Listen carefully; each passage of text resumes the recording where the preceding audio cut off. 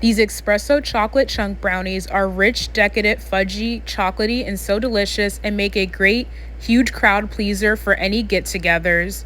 So the first thing you're going to do is spray your 9 by 13 inch pan with baking spray with flour, then line it with parchment paper to lift the brownies out when they bake, and then you're going to use your semi-sweet chocolate bar. You're basically going to cut that into small pieces like this, and then you're going to use your instant espresso powder, 3 teaspoons of that, 2 sticks of butter, and then you're going to melt that over medium heat until the chocolate is nice and melted, nice and smooth, just like this. Then you're going to add your 2 cups of sugar. You're going to cook that over your boiling water until it's nice and smooth, silky like that. And then you're going to add your 5 eggs, tablespoon of vanilla extract, and you're going to scramble it till it looks just like combined. And then you're going to add your dry ingredients, which is all-purpose flour, unsweetened cocoa powder, and salt, and then you're going to add your semi-sweet chocolate chunks into your chocolate batter. Then you're going to fold that together until everything is nice and combined and looks nice and chocolatey and fudgy, just like this. And then you're going to pour it into your lined grease 9 by 13 inch pan lined with parchment paper.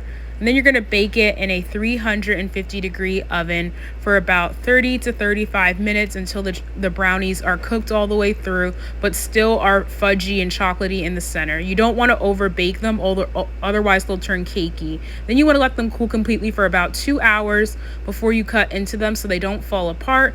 And then once they're cooled completely, you want to cut into them. I cut them into about 4 rows to make the brownies uniform and look nice and even.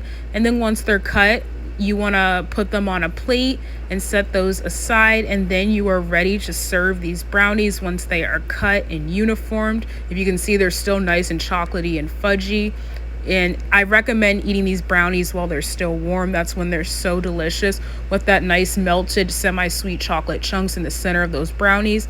And we like to serve our brownies, this is totally optional, but with those warm brownies, we like to serve ours with a scoop of vanilla bean ice cream just on top of that brownie so it melts nicely.